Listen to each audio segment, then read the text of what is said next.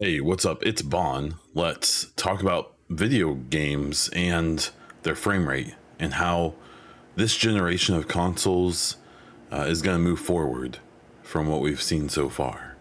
If you like games, especially Mass Effect, The Division, anything else that's popular in the moment, please subscribe to this channel. I do reviews, gameplay, streams, all kinds of fun stuff. I also have a podcast that you can listen to weekly right here on YouTube. Subscribe, like the video if you do. Let me know what you think down in the comments about what we speak about today. And what we are speaking about today is the standard for frames per second, FPS, in this current generation of consoles and how I see it playing out through the rest of this generation. We are roughly, 2 or 3 years into this generation. Most generations, more recently have lasted 6, 7, maybe 8 years. So we're approaching, or we are at the halfway point of this current generation of consoles. By that, I'm talking about Series X and PS5. The Series S is in that conversation, but is kind of a weird one in my opinion. So I want to stick with the quote unquote headline consoles.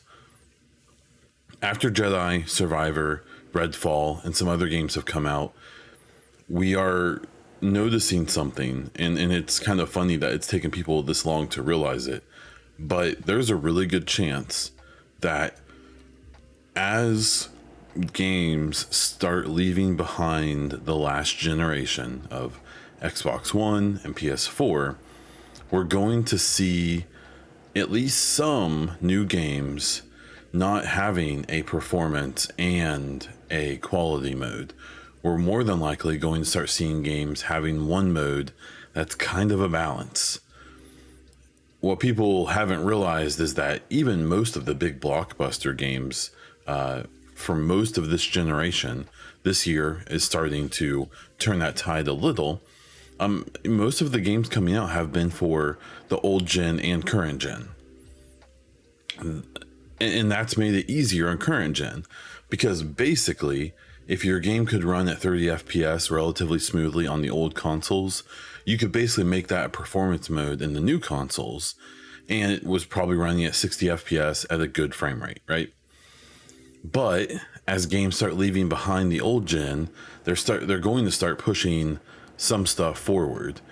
And what people aren't accepting or seem upset about is that as they start to push things forward, even the current gen consoles are going to start to look not powerful enough, which means we're not going to get a 60 FPS 4K mode.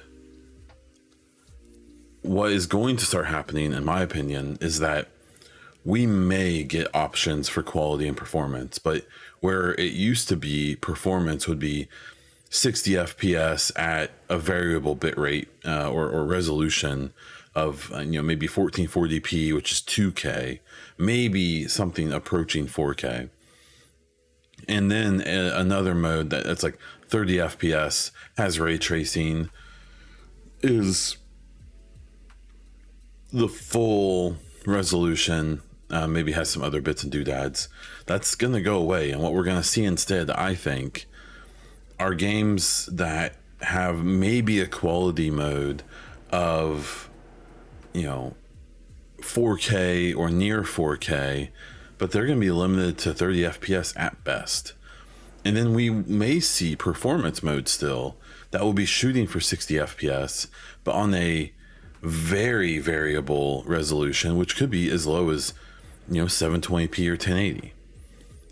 There is more to the story. In that case, one big bummer for me is that the PS5 and Xbox both use AMD GPUs and CPUs, because if they had NVIDIA GPUs, there would be the possibility of the really good DLSS, this technology that basically upscales like a 720 or a 1080p image up to 4K and does it really smoothly and very quickly and very efficiently, and it looks pretty darn good.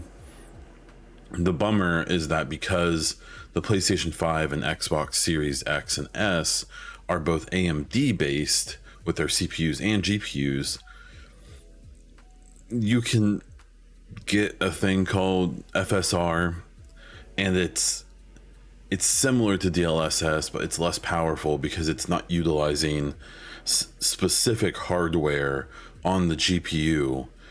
Instead, it's just using the GPU to help basically generate frames. So the whole idea is that the engine is putting out 30 FPS in this game, but these technologies are inserting an extra frame in between each frame, and it's using AI and machine learning and stuff to do that, to make it look decent, so that you are seeing 60 FPS even though you're playing at 30. The issue with this, and it's been a good example in Jedi Survivor, is that when this isn't implemented well, or it's implemented too heavily, it creates a bunch of weird artifacting.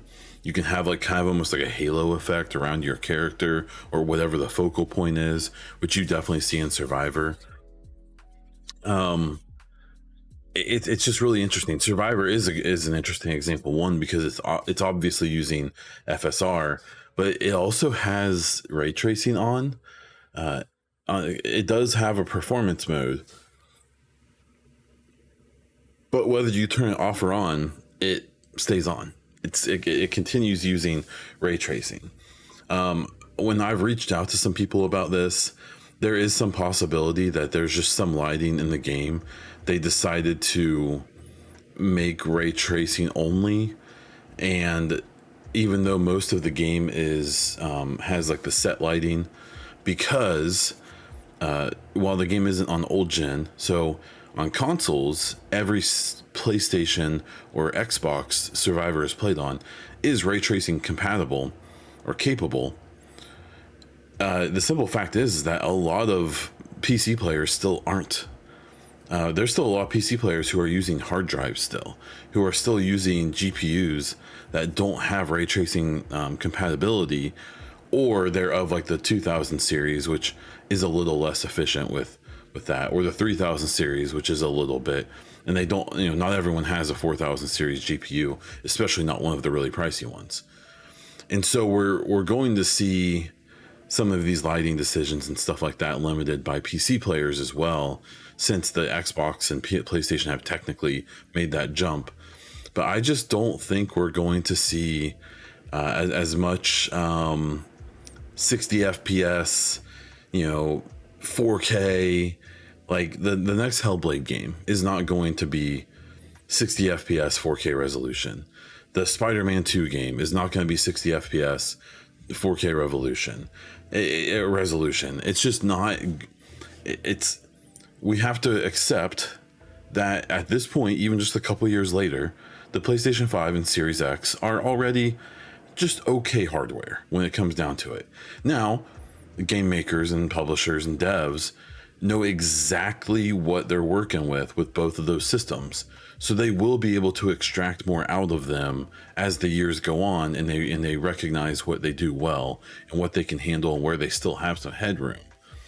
PC struggles because even if someone has a $10,000 PC, there is always a chance that their PC still won't play a game well because the game just wasn't designed to work with their combination of hardware. And it's not really anyone's fault. It's just the reality of how PC gaming works and stuff like that, is that it's just harder to work with PC gaming because the variables are literally endless. Where when they're dealing with consoles, they know exactly what they've got.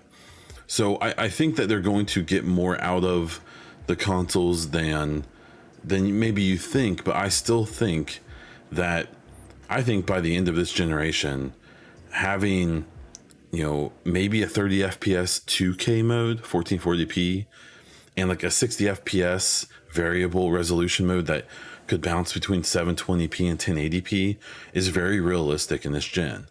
The final point I'll make, though, is that may be slightly alleviated by the fact that there is no DLSS on these consoles, but there is FSR, and it is getting better, and there is always the chance, FSR can make like 1080p look closer to 2K, maybe 4K, but not really. Or it can take 720p and make it look like 2K. and you still are getting those frames. And so maybe those technologies can help a little, but I think short of a mid-gen refresh of both of the consoles that has just more VRAM, that has just more capability, we really shouldn't be expecting.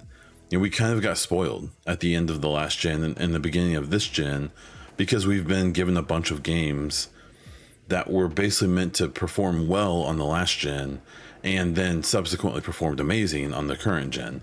And that's going to go away as last gen goes away. So I don't know. Let me know what you think about it. What do you prefer, 30 or 60 FPS? Does it matter to you? Where do you think things are going to go moving forward? Do you agree or disagree with me? I would be curious to hear from you. So please do that down in the comments below or hit me up on Twitter. Thank you so much for watching the video. I do appreciate it. Please let me know if you have any other topics you'd want me to hit up, or if you have any thoughts about this one, that even if you disagree. You can find me all over the internet as Bond Diesel on YouTube, Twitch, Instagram, wherever else.